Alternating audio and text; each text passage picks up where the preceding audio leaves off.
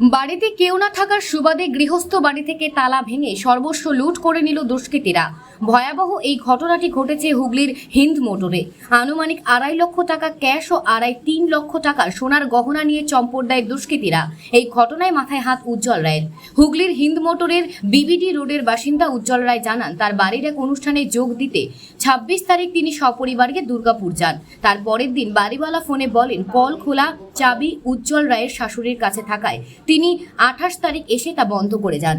29 তারিখ এসে পরিচিত আম দিতে আসে, তখন এসে তিনি দেখেন ঘরের তালা ভাঙা। তাদেরকে ফোন করে জানালে তারা তার বাড়িওয়ালাকে জানায় এবং তারা দ্রুত দুর্গাপুর থেকে চলে আসে। বাড়ি ফিরে দেখেন ঘরের দরজার তালা ভাঙা অবস্থায় পড়ে রয়েছে। ঘরের ভেতরে ঢুকে দেখেন সমস্ত কিছু লণ্ডভণ্ড অবস্থায় পড়ে রয়েছে। পাশের ঘরেও একই অবস্থা। এই ঘটনায় আনুমানিক 2.5 লক্ষ টাকা ক্যাশ এবং 3 লক্ষ টাকার গহনা চুরি হয়েছে বলে জানান তারা। উত্তরপাড়া থানার অভিযোগ দায়ের করেছেন তারা। এই ঘটনায় মানুষের নিরাপত্তা নিয়ে প্রশ্ন তুলে ঘটনার তদন্ত শুরু করেছে। অভিযুক্তদের গ্রেপ্তার করে তাদের হারিয়ে যাওয়া টাকা এবং গয়না ফেরত পাওয়ার দাবি জানিয়েছেন উজ্জ্বল রায়। উজ্জ্বল বাবুর স্ত্রী জানান, অতি কষ্ট করে জমানো টাকা এবং গহনা এক নিমেষে চুরি করে নিয়ে চলে গেল দুষ্কৃতীরা। এই ঘটনায় ফের একবার নিরাপত্তা প্রশ্নচিহ্ন মুখে দাঁড়িয়ে তাদের অভিযোগের ভিত্তিতে ঘটনার তদন্ত শুরু করেছে উত্তরপাড়া থানার পুলিশ। একটু আমি অসুস্থ ছিলাম আর আমার 27 তারিখে একটা রিলেটিভের অন্নপ্রাশনে নিমন্ত্রণ ছিল, তো সেই কারণে দুদিনের জন্য আমরা ওই 26 তারিখ রবিবার নাগাদ আমরা রওনা হই আমার রিলেটিভের বাড়ি। তো ওখান থেকে আমরা আসি এবং 27 তারিখে খুব ঝড় বৃষ্টি হয়। তারপরের দিনে আমার বাড়ি ট্যাপ খোলা ছিল, তখন আমার বাড়িওয়ালা বলে যে তোমার ট্যাপ খোলা আছে মনে হয় একটু। তারপর আমার মাকে আমি ফোন করে বলি, মা একটু দেখে এসো। মায়ের কাছে মা যেহেতু থাকতো আমাদের সাথে, মার চাবি ছিল, তো মা ট্যাপটা বন্ধ করে যায়, মানে 28 তারিখ অবধি তখনও ঠিকঠাক ছিল।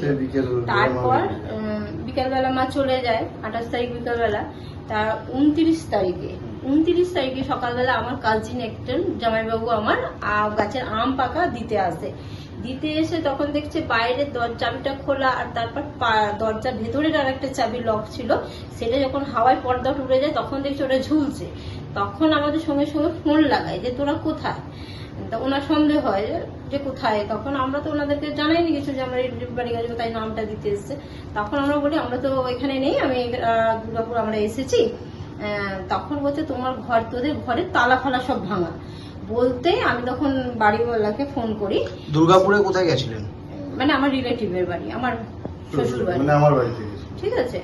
এবারে আমার ওখানে আমার শাশুড়ির মানে মেয়ের মানে এসে কি দেখলেন?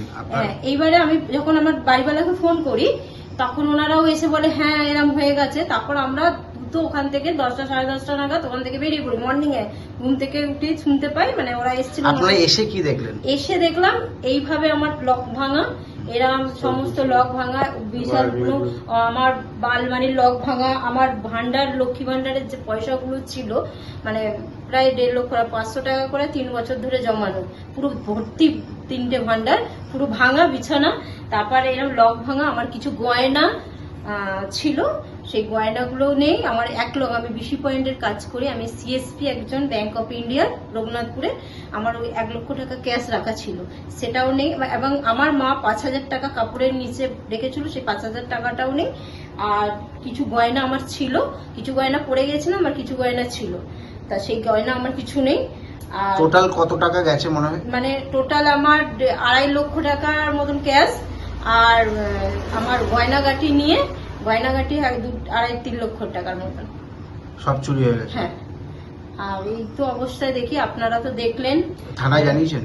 হ্যাঁ অবশ্যই, আমি থানাতে এসে তো আমরা দেখেই মানে স্বাভাবিক আমার এত টাকা, আমাদের তো এত মাথায় হাত না, আমার একটা ব্যবসার টাকা। আপনার নাম? আমার নাম ঝুমুর দাস। অ্যাকচুয়ালি আমরা ছিলাম না, কিন্তু বাড়িতে আমার মা যাতায়াত ছিল বলে, আসা যাওয়া ছিল বলে, তার জন্য এই লকটাকে সেরকম ভাবে করিনি। কিন্তু এখানে ভেতরে আমার লকারের লকটা করা ছিল, তাই আমার লকারের লকটা এইভাবে ওরা মানে ভেঙেছে চোরে। আর সবচেয়ে বড় কথা, যে চুরির থেকে যদি কোনো কেউ থাকতে, যে আমার বয়স্ক মা, তাকে আসার কথা, সেদিনকে আসতে পারেনি, তাহলে যদি কিছু প্রাণহানির তো ব্যাপার তো থাকতো না। যন্ত্রপাতি তো নিয়ে এসেছিল, ভালোভাবেই বোঝা যাচ্ছে।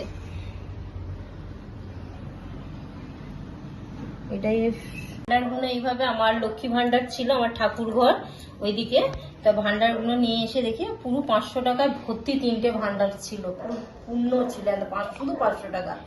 আর কোনো বছর রকম তিনেক কোনো ধরে আমার কিছু রাখা না, হচ্ছে। বছর 3 ধরে জমানো 500 প্রায় 1.5 লক্ষ টাকার অনুমান করছি আমরা। কিন্তু আমরা আগের বছর গুনেছিলাম তখনই 1 লক্ষ ছিল, ঠিক আছে। তারপর এক বছরে আরো তো 500 টাকা, মানে পুরো এটা বোঝা যাচ্ছে 1.5 লক্ষ টাকার মতনই হবে।